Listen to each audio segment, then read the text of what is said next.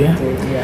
Tapi nampaknya kakak sangat strong ya, artinya tangguh menghadapi tantangan kehidupan. Boleh tahu kak, apa tips yang kakak mau bagikan ke para pemirsa sahabat Narwastu ini? Walaupun situasi sulit, tapi kakak nampaknya selalu optimis dan selalu bersyukur. Apa yang menjadi tipsnya kak?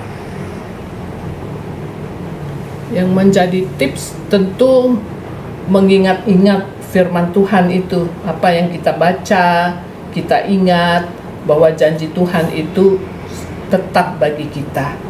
Dia tidak pernah meninggalkan kita, dan itu juga yang saya dari kecil sudah ajarkan kepada anak-anak, kepada John, Sarah, dan Adolf.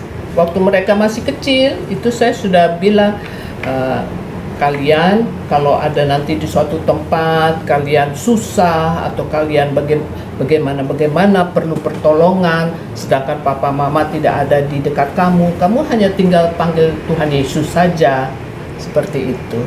Itu ya. Karena tidak ada satu orang pun yang bisa menolong kita di dalam kesulitan ataupun di dalam sakit, di dalam apapun itu. Tidak ada yang bisa sungguh-sungguh bisa menolong kita selain Tuhan yang kita andalkan gitu. Tetapi kita percaya bahwa Tuhan itu bekerja melalui, misalnya pada waktu saya sakit, Tuhan itu bekerja melalui tangan dokter, tangan suster yang merawat saya pada waktu itu. Gitu kayak ya. Dan dalam hal apapun juga begitu, di pekerjaan, waktu di kantor juga seperti itu.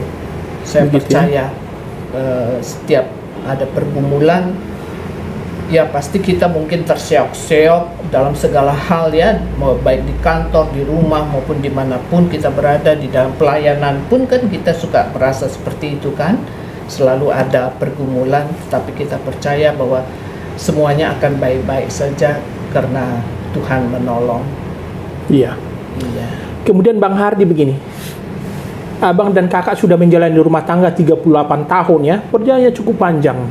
Pasti ada suka duka, ada tawa, air mata. Bahkan Tuhan menganugerahi abang dan kakak itu 3 anak yang luar biasa.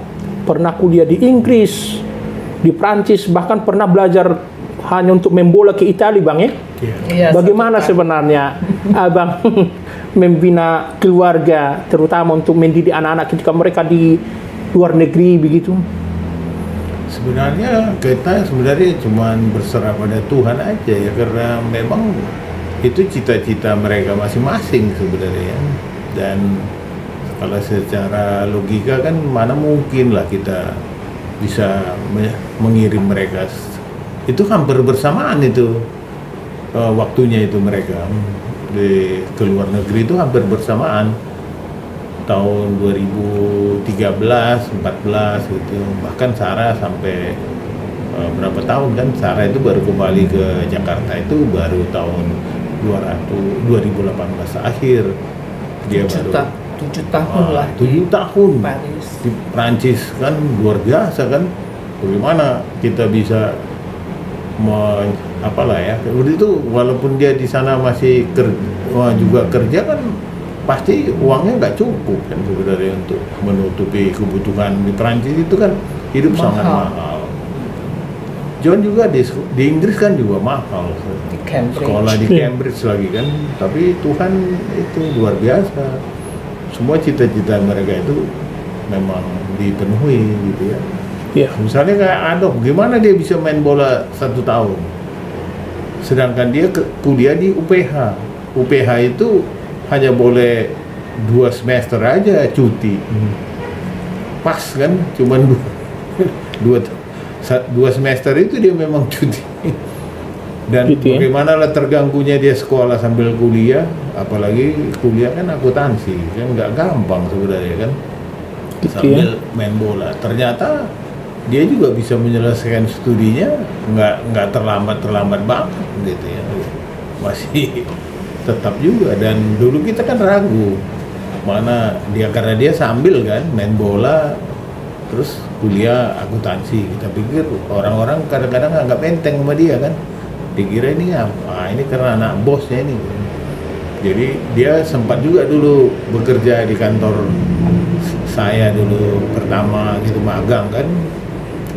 Orang-orang kantor itu masih menganggap ini anak bos ini kan karena fasilitas saja. Tapi dia buktikan sendiri bahwa dia pindah ke kantor akuntan, bahkan dia pindah ke kantor akuntan 4 besar dan dia berhasil gitu, dan dia lulus. Ujian CPA itu kan susah sekali, sulit sekali. Anak buah saya satu pun belum ada yang bisa lulus CPA. Gitu ya? Nah, partner-partner di kantor kami pun yang sudah sarjana gitu, semua ujian belum ada satu pun yang bisa lulus gitu.